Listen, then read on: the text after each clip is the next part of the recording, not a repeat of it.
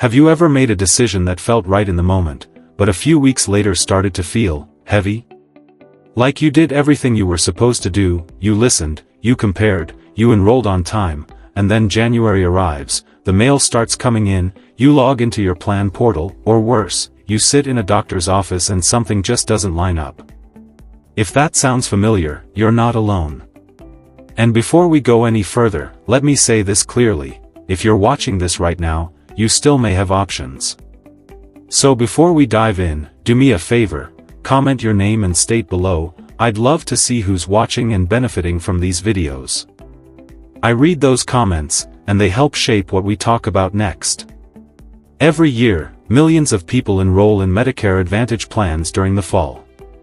October 15th through December 7th comes and goes fast.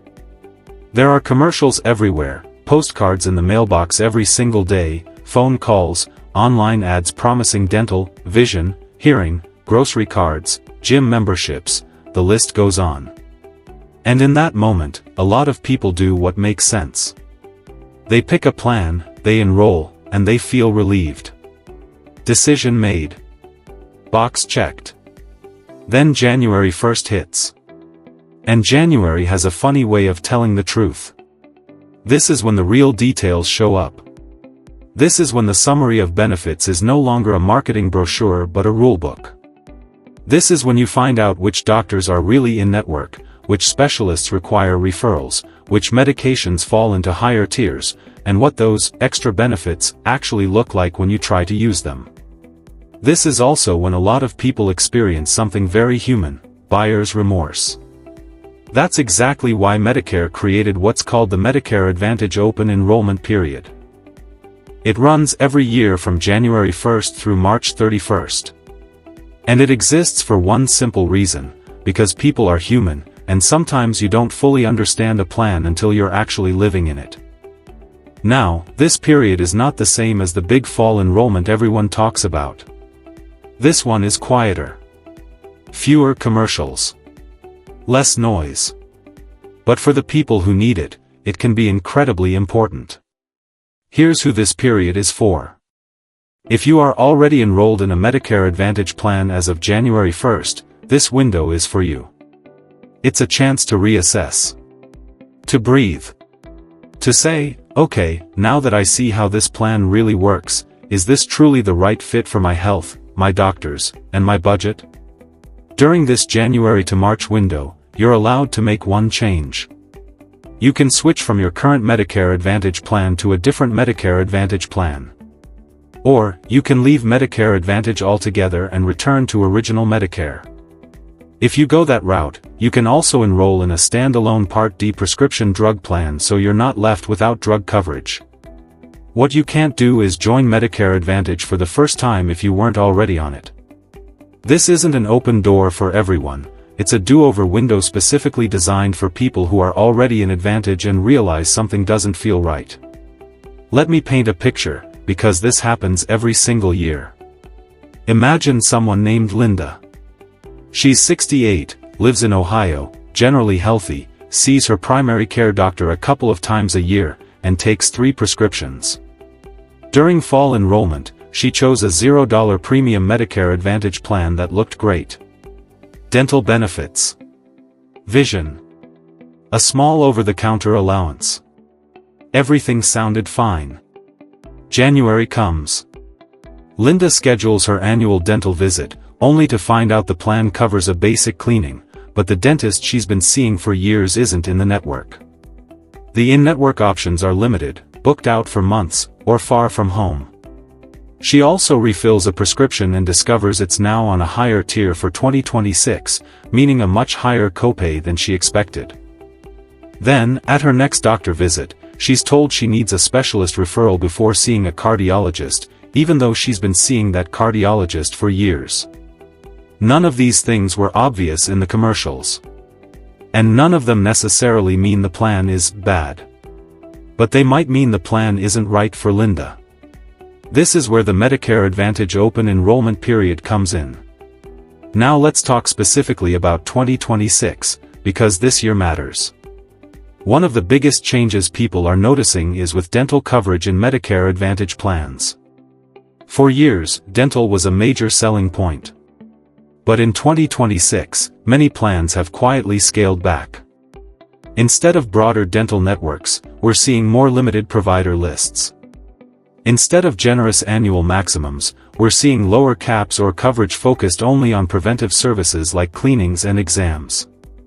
That doesn't mean dental coverage is gone, it means it's more restricted. And many people don't realize that until they try to use it. January is often the first time someone actually schedules that dental appointment and discovers the fine print. The same thing applies to prescription drugs. Formularies change every year. A medication that was affordable last year can suddenly move to a higher tier. And while there are new protections coming into play for prescription costs overall, those protections don't help if your medication isn't on the formulary at all.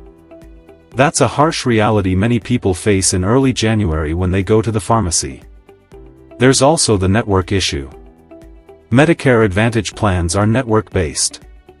Doctors and hospitals can enter or leave networks, and those contracts don't always align neatly with the calendar year. So even if you checked your doctors in the fall, you may still get a notice in January saying your provider is no longer participating. When something like that happens, it can feel overwhelming. People panic. They think, I missed my chance. Enrollment is over. I'm stuck for the year. And that's simply not true if you're in Medicare Advantage. This January to March period exists to protect you from being trapped in a plan that no longer fits. Now, let's talk about the two paths you can take during this time. The first option is switching to another Medicare Advantage plan. Maybe there's another plan in your county with a broader network, better drug coverage for your specific medications, or a structure that works better for how often you see specialists. This can be a smart move for people who like the Medicare Advantage model but just chose the wrong plan. The second option is going back to original Medicare. This is a big decision, and it's one that deserves careful thought. Original Medicare gives you nationwide access to doctors and hospitals that accept Medicare, which is most of them. There are no networks and no referrals. That freedom is incredibly valuable, especially for people with complex health needs or those who travel frequently. But original Medicare also comes with exposure to costs, particularly the 20% coinsurance on Part B services. That's why many people pair original Medicare with a Medicare supplement, also known as Medigap. And this is where things can get a little tricky. In most states, if you're past your initial Medicare enrollment window, switching from Medicare Advantage to original Medicare and adding a Medigap plan may require medical underwriting. That means answering health questions, and approval is not guaranteed. Some states have special rules that make this easier, but many do not. That's why timing and guidance matter so much. One of the most important pieces of advice during this period is this: never drop your Medicare Advantage plan before you understand your options on the other side. You want to know whether you can qualify for a supplement plan before you make a move that could leave you exposed. This is where working with an experienced, independent Medicare advisor can be incredibly helpful. Not someone tied to a single insurance company, but someone who can look across multiple plans and explain the pros and cons clearly, calmly, and honestly. And here's something many people don't realize: getting that help doesn't cost you anything extra. The plans pay the same whether you enroll on your own or with guidance. But the difference is having someone who understands the trends, the changes, and the details that aren't obvious on a website. Another important detail about the Medicare Advantage open enrollment period is timing. Changes don't take effect immediately. If you make a change in January, your new coverage starts February 1st. If you make a change in February, it starts March 1st. If you make a change in March, it starts April 1st. That timing matters, especially if you have upcoming appointments, procedures, or prescription needs. This window is also emotional for a lot of people. There's frustration. There's fear. There's sometimes embarrassment. People feel like they made a mistake and don't want to admit it. But the truth is, this system is complex. Even professionals have to study it every year because the rules and benefits change constantly. The fact that Medicare created this period is an acknowledgement of that complexity. It's a safety net. A second chance. If you're watching this and everything about your plan feels fine, that's great. You don't need to change anything just because you can. But if something feels off, if your costs are higher than expected, your doctors aren't available, your dental benefits aren't usable, or your medications don't line up, this is your time to pause and reevaluate. And remember, this is a limited window. Once March 31st passes, your options narrow significantly. That's why awareness matters so much. So take a breath. Review your benefits. Look at your explanation of benefits. Check your doctors and prescriptions again now that the year has started. Ask questions. Get help if you need it. And don't assume you're stuck just because the fall enrollment period ended. Medicare isn't about perfection. It's about finding the best possible fit for where you are right now in your health and your life. And sometimes, that fit only becomes clear after you've lived with a plan for a few weeks. This January to March period exists for that reason. Use it wisely, thoughtfully, and calmly.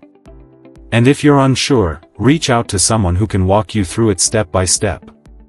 And once again, before you go, comment your name and state below. I truly love seeing where you're watching from, and more importantly, knowing that this information is helping you feel more confident about your Medicare choices.